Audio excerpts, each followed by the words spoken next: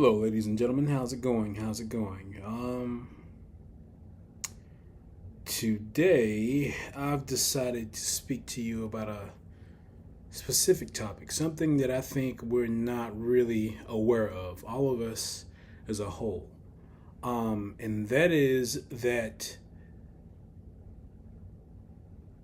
we're not the only ones on this planet. We're not the only ones on this earth. We have each other. There are other life forms on this planet. To the degree of the forest, to our neighbors, to the back of the from the back of your house, to the grass, from the skies even. And we as a species of individuals, a species of people, should be more consciously aware of that fact. Um, Not just with animals, not just with whatever living beings are around us, but also with each other. We should be conscious and aware of each other. Some of you may wonder, what do I mean by this? Well, I'll give you a simple example. For instance, driving on the highways, in the neighborhoods, in the roads, there are common societal rules that we have in place so that the flow of traffic can run smoothly. And it seems as though even with the invention of the iPhone, social media, not that I'm placing blame on that, it seems that a lot of us are heavily distracted, looking down as we're driving. Well, keep in mind that when you're driving, that is a big responsibility. You have to use what is called defensive, offensive driving.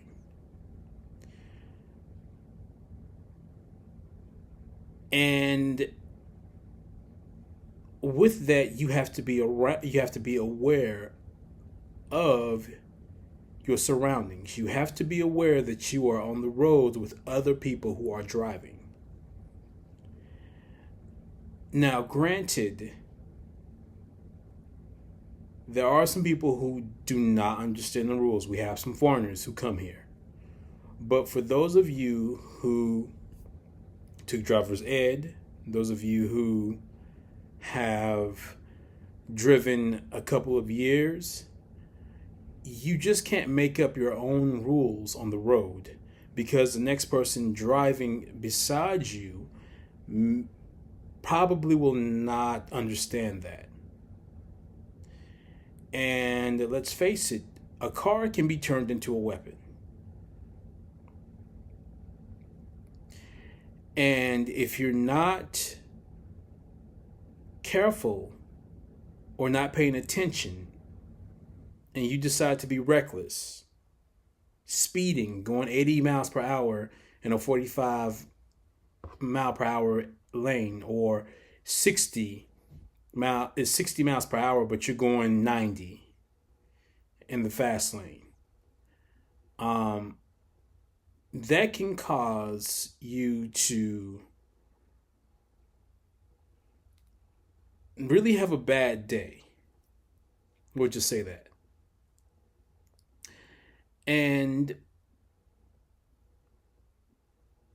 the reason I use driving is because I noticed that it's easier to explain it, that it's all about this individualistic mindset with us as a society. It's me, me, me, me, me, me, me. Not, okay, we, there's us. There's all of us. And this is displayed heavily during the busy hours, traffic, um, early morning traffic, whenever anybody has to get to work or get to a certain location. Um, you really see that disregard for the rules of safety. And so, to you individuals who do that, because I mean, I myself am guilty. I have sped. However, I don't believe in speeding to where I get within an inch of somebody's tail, or cutting them off. But if you're one of those people that does this, what I will say to you is that you need to think. You need to think about how the what if. Well, you need to think about the what if. Let me rephrase that. You need to think about the what if, because that what if is a big what if. It can happen within the blink of an eye. And then there's an ambulance. There's a death, perhaps. There's there's an injury that will last you longer than you would expect it to. And sometimes maybe you're lucky, you can walk away from an accident involving a car. But I want you to be aware of your surroundings. I want you to take a breath, to calm down, and to remember that not everybody is going to think like you on the road. Not everybody can understand what you're trying to do when you're driving. So you need to treat it as if you're trying to, let me rephrase that. You need to treat it as if you're around people who don't understand the ways of driving, which means you need to be extra cautious. You need to be delicate in what you're doing. You need to double check where you're going. And you need to be conscious and aware of the people who are in other vehicles in your surroundings. This can also apply to social norms as well. Yes, society is forever changing. However, there are cues and social norms that have been put into place. For example,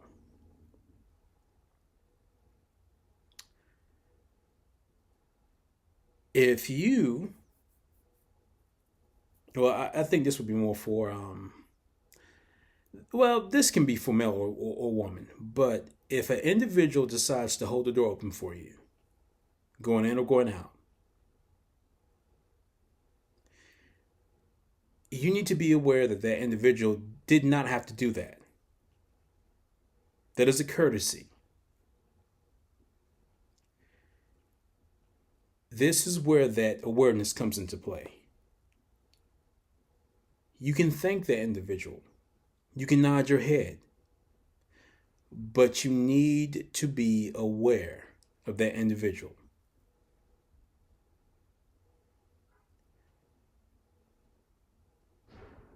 Reason being,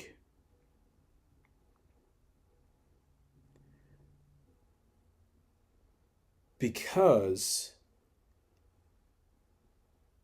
it can prevent you from entering into an altercation.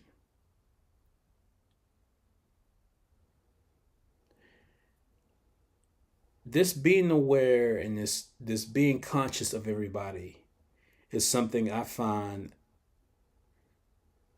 lacking in this society. Yeah, I mentioned it with the driving, but I've also mentioned it with common courtesy gestures, and it can really make your day a lot easier, a lot less stressful, if you think in the mindset of us as opposed to me.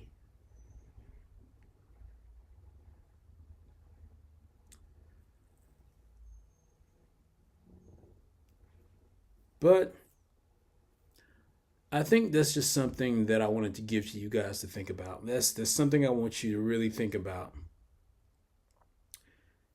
Um, Keep in mind, not everybody thinks alike, and this is something I understand. But in certain extreme situations, most, if not all, tend to have common similar reactions.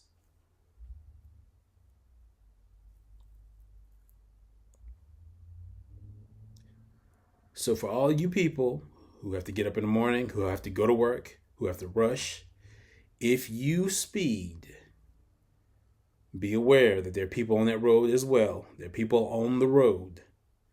Be aware that your recklessness can cause incidents in which you cannot walk away from. Case in point, the nurse in California who killed that family of four. She was going well over 100 miles per hour and she walked away. How you address somebody, how you speak to people. Um, and as a matter of fact, I got one more that I'll use, and then I'll let you guys go. But the movie theater, that's another one. So I mentioned car, I mentioned social etiquette, I norms. You know, when somebody goes out of the way for you, you know, sometimes people can be a little pretentious and ignore them. But in the movie theater, people pay money to go into a theater to see a movie. Now, if you decide to bring your child to that movie, then it is your responsibility for that child to be silent during the screening of the movie. If you decide to bring 6 or 10 kids, you owe that to everyone else who paid just like you to be quiet in that theater. That is being conscious of the fact and aware of the fact that there's somebody else in that theater with you who paid money to see a movie in peace.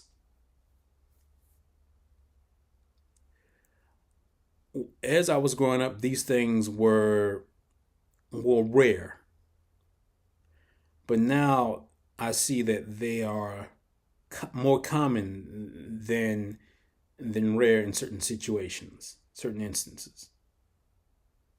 But as a society, we are all on this road to death. Life is nothing but a dream. You remember the melody, row, row, row your boat gently down the stream. And in doing so, why not make life just a little bit easier for yourself and those around you as well? Why not? I mean, what do you have to lose? What do you have to lose?